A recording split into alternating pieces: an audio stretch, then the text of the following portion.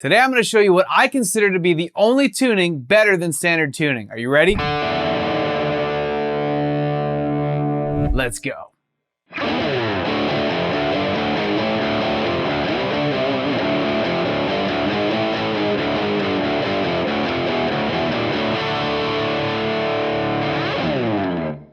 Now, why do I consider drop D tuning to be better than standard tuning? Two reasons. One, it makes playing guitar a lot easier, which we'll get into in a second.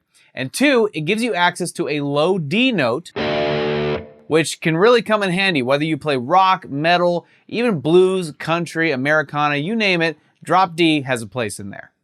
So first things first, let's talk about how to tune to drop D tuning. So I'm going to tune back up to standard real quick.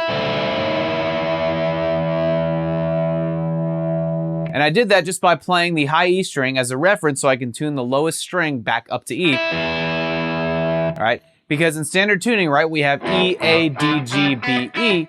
And in order to tune to drop D tuning, all we have to do is change the tuning of one string, which is the lowest string. And what we're going to do is tune it down to a D note, not up to D, down to D, right? So if you're not using a tuner, which obviously you want to use a tuner to get the best accuracy, but you know, kind of that old school method and you know, kind of tuning it by ear is you play the open D string, right? This string right here. And then you play the open E string and then just tune down until both notes match up.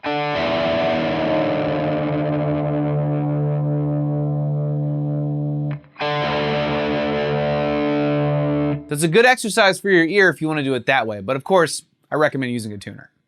And now let's break down that drop D riffage I was playing earlier. So the entire thing was basically power chords, right? Now, interestingly enough, in drop D tuning, power chords take on a different shape. Now, you know how normally, if we're playing in standard tuning and we're playing on the top three strings, right, power chord shape will look like this. But in drop tuning, right, because we've changed the tuning of the low E string, right, to D, we no longer can fret the same note because it's not the same note anymore, right? So if I were to try and play a G power chord here, it wouldn't sound like a G power chord with this shape in drop D tuning. It would sound like this. Oof, not right, right? So in order to compensate, all I have to do is move this note on the low string, right, up 2 frets, right, just to compensate for being, you know, lower, technically, 2 frets of distance, right? We've gone from E to D, which is a whole step, which is the distance of 2 frets, right? And so we're compensating by going up 2 frets, and now we do the entire power chord. This is a G power chord, all on the 5th fret. Now I know you may, you know, associate the 3rd fret on the low E string as the G note, but remember, we've changed the tuning. So in order to compensate, you know, we've moved it over to this position. Now don't think too hard about the actual notes. This is really meant to simplify the way we play power chords, because all we got to do is take our first finger, really, and just bar the top 3 strings, in this case on the 5th fret, we got ourselves a power chord. So now let's break down that riff. So we start off just playing the open D power chord. We play that twice, right? Then we're gonna play the power chord on the 3rd fret. So this whole thing is power chords, right? So we're playing open D power chord twice, and then we're gonna play 3rd fret power chord, and then open D again, and then moving up to the 5th fret, and then open D again. And then we're gonna do 6, 7, right? So I like to use 2 fingers for this since, you know, the notes are kind of happening quickly. So we're going power chord on 6th fret, then power chord on 7th fret. So far we have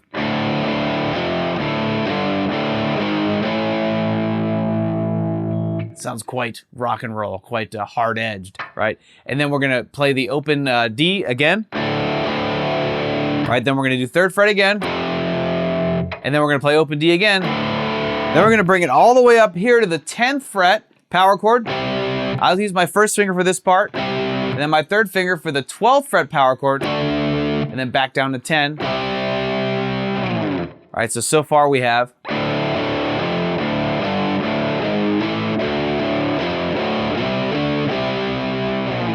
yeah. And then next we essentially repeat that first measure where we play the open D power chord twice, right? Then 3rd fret power chord, open D power chord, 5th fret power chord, and then open D power chord again. And then we go 6, 7. All right, and then next we're gonna play 7 again. We're gonna do a kind of a descending thing. We play 7, 6, open D, and then 6, 5, open D, and then 5, 3, right? right? So whenever we're spanning across 2 frets, I like to use these 2 fingers, third finger and first finger. Right, then open D again, and then 3, 2, right, open D again, and then 2, 1, open D again, and then we end it with a big old power chord, or actually it's technically a D chord, right? But we're adding that low D, that low open D string, right? So we're going, and we're omitting this F sharp note here, right? That major third, we don't need it. We're just trying to get this powerful power chord sound, right? So for this, we're playing the open D power chord, right? But we're adding on top of it the tones from the 2nd fret on the G string, and then 3rd fret on the B string. So we're essentially playing the bottom, or you could say the top 5 strings here. Right? It just sounds even more massive than just the top 3 strings, right?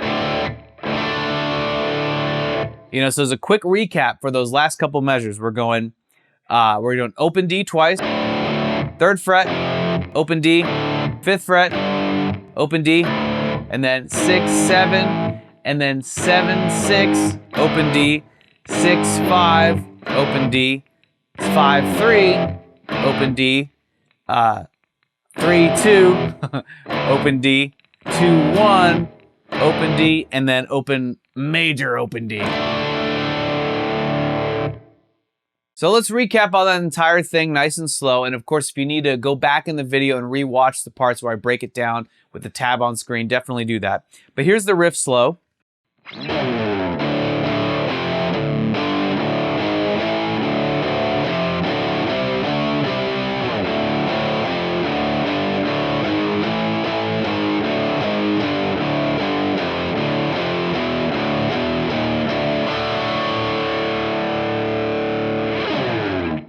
Here it is, played a little faster.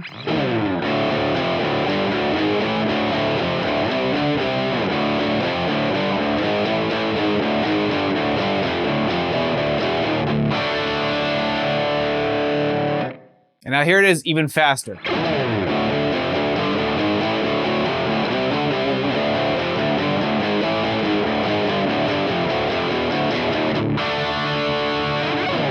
Yeah. Now, I know this riff sounds thrashy and whatnot, but take your time with it, right? It still sounds really cool when you play it nice and slow. The important thing is just to get the groove of those power chords, right? We're just using a single finger to play each power chord, right? When we're not playing the open D power chord. And just kind of get that under your fingers. So take your time with the tab. You know, like I said, go back and rewatch any parts in the video, isolate the parts that you're having the most, challenges with, get through those, and then when you try it all together at once, do it nice and slow, and then gradually build up speed, so that way you can play it at any speed you want, and pretty much any speed you play it at, it's gonna sound awesome. So now you're aware of a tuning that's not only easy to get to, but makes guitar playing a lot easier. And that's why I think it's a little bit better than standard tuning. But of course, I love to just go back and forth with those tunings depending on what I'm playing, depending on what songs I'm playing. You know, it's really easy. It's just one string, so you can pretty much do it anytime you want. Plus, this type of tuning can open up whole new ways that you write songs and riffs. And when you're practicing this kind of stuff and you're working on your creativity, I want to make sure that you're progressing without a hitch, which is why I'm gifting you with a 30-second survey to find out exactly what your #1 guitar progress killer is. In just 30 seconds, you're going to find out exactly what it is that's holding you back from playing guitar the way you want to play it. And it's going to tell you exactly what you got to do to bust through that forever and never have that problem again. So be sure to click here to take that survey or check the link in the description box. And if you've enjoyed this quick lesson, be sure to hit that like button and consider subscribing to our YouTube channel. Also be sure to check out our other relevant lessons right over here. I want to thank you for hanging out with me today. I hope you've enjoyed this lesson as much as I've enjoyed bringing it to you. I'm Eddie with Guitar Mastery Method, and I look forward to seeing you in the next lesson.